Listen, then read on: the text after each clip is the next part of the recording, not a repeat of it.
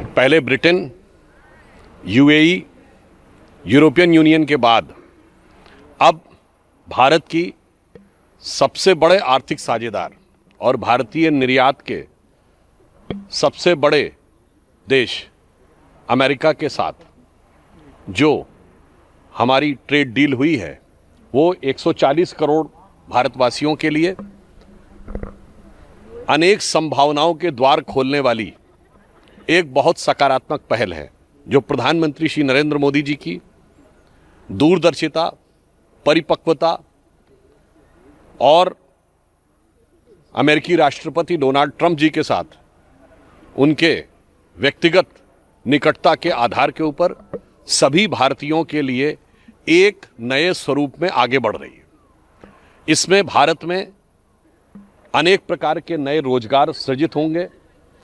चूंकि हमारा सर्वाधिक एक्सपोर्ट अमेरिका से होता है तो भारत के निर्यात को बहुत बल मिलेगा।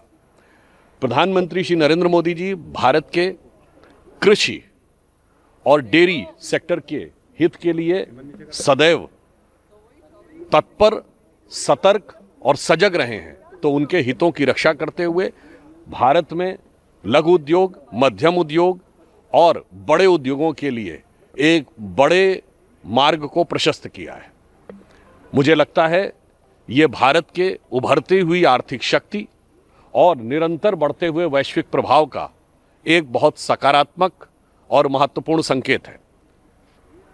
मुझे इस बात के ऊपर बहुत आश्चर्य होता है जब विपक्ष के नेता ये कहते हैं कि टैरिफ का अनाउंसमेंट वहां से क्यों हुआ। मुझे लगता है कि जो लोग अपने को विपक्ष का नेता बोलते हैं, जो ये ख्वाब सजोए बैठे हैं कि वो देश का नेतृत्व कर सकते हैं, उन्हें ये भी नहीं पता है कि टैरिफ दूसरे देश द्वारा लगाया गया कर है, तो इसकी घोषणा वही करेगा।